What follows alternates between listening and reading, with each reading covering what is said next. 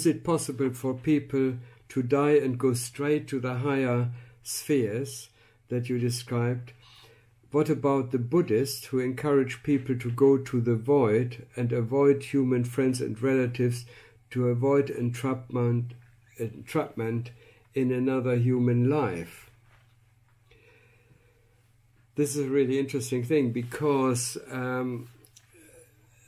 some people who lead very, very harmonious, beautiful lives, like people who lead total selfless lives and are only concerned with the service to other people, like Buddhists perhaps, or some saints, they have no interest to participate in any of the games which we have assigned to ourselves. They've sort of grown beyond that, and they don't want to play these games anymore. They just want to be reunited with the source of their consciousness.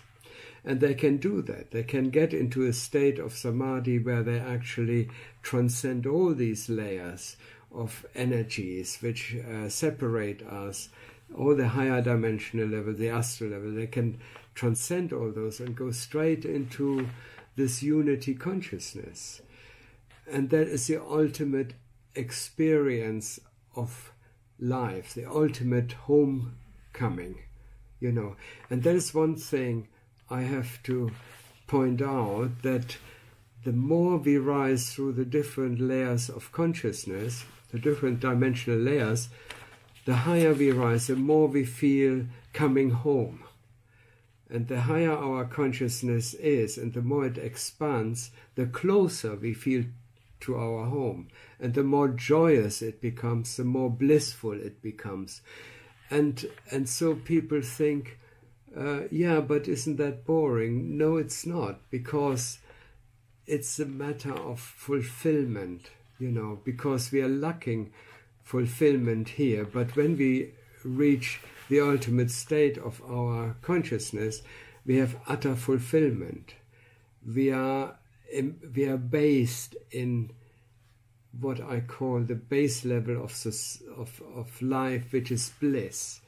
And that is a state of consciousness which cannot be replicated here on this earth unless we enter a deep state of samadhi, you know. And when we reach that, and of course Buddhists who practice these techniques throughout their life and have lost all interest and want to go back to their home state, they can do that.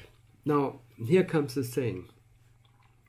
Part of the Buddhist teaching is that a Buddha is not happy to go back to his home state while other people are still suffering. You know, their compassion and their love is so incredible that they cannot bear to be separated or be in the state of bliss while other people are still suffering. So this is where the Buddhist teaching created the word the Bodhisattva. The Bodhisattva then goes back through the lower levels in order to be of service to the people who are still left behind. And that explains why there are such a great number of astral helpers in the world, you know, in the astral world. There are infinite numbers of helpers because there are so many people who have reached this high state of consciousness and they cannot bear to be there. So they go back and they do all kinds of services. You know, that doesn't necessarily mean they have to go back to the lowest level. They may be teachers on a very high level of consciousness where there is pure heaven. They may still go into these states of consciousness and teach people there, you know. And I had a very interesting experience. I went in 2017, I went with a friend of mine to Mount Athos in Greece. We went on a sort of 10-day pilgrimage, and we ended up in a monastery. And I made friends with a monk there, and for days we sort of discussed praying, meditation and things. And then one day he said, I he would take me into a chapel because I had showed an interest in the icons, you know. And the thing is quite interesting because I'm not a Catholic, I'm not even a Christian as such, but we went into such a deep state of conversation that he said, I have to show you this icon of one of our saints. So I went into this chapel, and he showed me a picture of an icon of a saint called Anastasia, who was murdered by the Romans in the 3rd century. And the more I knew very little about her, but the moment he showed me this icon, I went into kind of trance, and I was overwhelmed by an incredible love coming from a presence which I actually felt, you know. To cut a long story short, the next day I went back into the chapel, and I had great problems getting in there because the monks wouldn't let me in there, because you have to be an ordained monk to get into these sacred chapels. But finally somebody who recognized me came to my aid, and he said I should go back. I was allowed back, and I meditated for about an hour, and I made contact again with his presence. And then after that, I only had to think about her, and I could feel her presence. That went on for about 6 months. And one day I said to her, can you show me where you live? You know, and I was expecting her to take me into some sort of heavenly realm, you know. Instead, what she did, she took me into an absolute terrible slum, which was the worst thing I've ever experienced. And I said, what are you doing? You know, I said, take me to your home. And the answer was, my home is where I'm needed most, you know, and that was it. And that is the attitude of people who transcend into the higher state of consciousness. They come back, and the only thing they can do is to serve.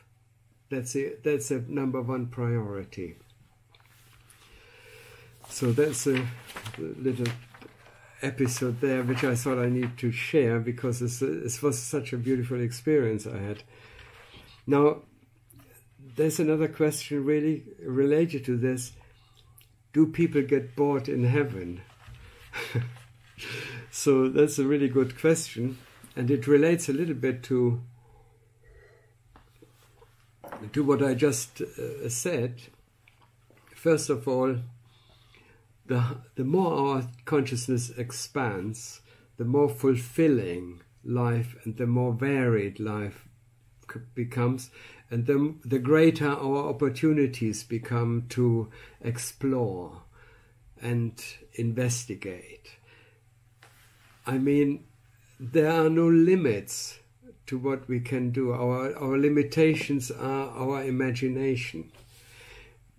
You know, just to give you an example, as I hinted earlier, if we wanted to see what life was like in the 15th century, we only have to tap into the Akashic Records, and then whatever we focus on springs to life in a here and now experience. It's not just that we see things and experience things of the past like a film, as it's often described, or we open a book, people say, oh, the Akashic Records is just like a library and a book. No, it may be, the metaphor may be like a library. And the way I experienced it was a cloud. It was the Akashic Records. I saw it as a cloud. And as I zoomed into the cloud, each droplet of the cloud was like a crystal. And as I focused on the crystal, they turned out to be images at first. And as I zoomed in a bit further, they became living images. And then if I zoomed in further still, I suddenly was surrounded by a living image. And that is what the Akashic Records are. you enter into a real world, and everything that happened to any one person is recorded in the fabric of the cosmos, and we can access it. And the way it works is usually through attraction. So let's say, for example, if we have a curiosity, we then focus on what we want to investigate, and the law of attraction takes us into that part of the Akashic record where we can actually experience it. And we can experience it in detail, which is beyond imagination. For example, let's say we are on a battlefield. Let's say there's Caesar or whoever it is. We can see it from any position of his army, from any soldier's position, even from the position of the horse. We can experience. And I have experienced, I've tested it out, for example, and there's no limit to the way we can experience. You can experience it from the position, which I have done not so long ago, from the experience of a glacier. I know that sounds really crazy and stupid, but at that moment when I went into the being state of the glacier, I could feel everything the glacier was feeling. And we have to imagine that the universe we live in is not dead matter, it's consciousness. Everything in life, everything we encounter, however insignificant it is consciousness. There's nothing outside consciousness. And that allows us to enter whatever we focus on and experience it from that point of view. And the thing is also the time. We assign time to our experience here, because everything we experience here is happening in a sequence, you know. But the sequence doesn't exist. And just to give you an example, I was holding a conversation with my wife and my daughter. We were sitting in the conservatory, and there was a split second where I was in a higher state of consciousness, and I had total cognition of everything. I was suddenly in a space of total knowing, and it happened so quickly I didn't even interrupt my sentence. There wasn't even a pause, and nobody noticed, but at that moment I was there in eternity. And that is an incredible important aspect we have to remember, that what we see here happens in a sequential, whereas in higher states of consciousness, these concepts don't apply anymore. And on my videos, I get a lot of questions where people pressing me to describe, yes, but when we are in this higher state of consciousness, can we still be with our family? Can we still follow our hobbies? You know, can we still play football? You know, and these questions, and I don't know how to answer them, because it's a different state of consciousness. Certain things which we appreciate here in our three-dimensional life simply become very pedestrian and irrelevant, and we immediately lose interest. You know, it's like when we come out of let's say, out of a dark alley where we can barely see anything, and we enter a park in bright daylight. Do we really want to go back to the dark alley? We don't, you know, and this is how our consciousness expands, and the person we were, we just sort of leave behind, we sort of shed it. It's like shedding our physical body when we go to the astral level. And we also shed our astral body eventually. And that brings me to another question. Is there an expiry date on the astral body? Do we have to either progress or reincarnate at a certain time? So the astral body is simply an energy field we are surrounded by.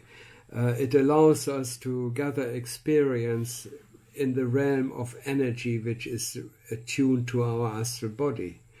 And the moment we are no longer interested in gathering experiences on this level of reality and this energy level, we simply leave the astral body, and our awareness completely smoothly translates to another energy level, and the astral body just sort of withers away. It fizzles out.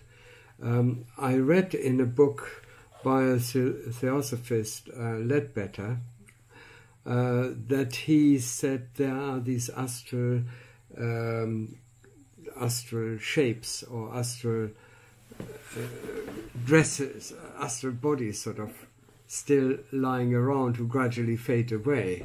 You know, I haven't actually seen that or personal experience, but I can imagine when the energy and the awareness is withdrawn from the astral body, it just sort of fades away, fades out. We don't notice anything, the same as we don't notice anything when we die.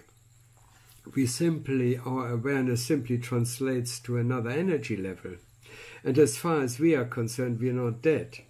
You know, that's why I say there is no such thing as afterlife. There's only life, because we transcend from one level of awareness to the next level very, very smoothly without suffering any ill effects, really. Of course, there's a lot more to it, the way we translate, you know, the way our focus, our attention is captured by certain things which we have experienced, our mindset, and of course there's a lot more to it, you know. But we don't die, and if we once we translate to another point of awareness, and I think the Robert Monroe Institute, they talk about focus levels. You know, they don't even use the terminology we use, afterlife and things. They just describe it as focus levels, where our attention is focused, and that makes a lot of sense, really.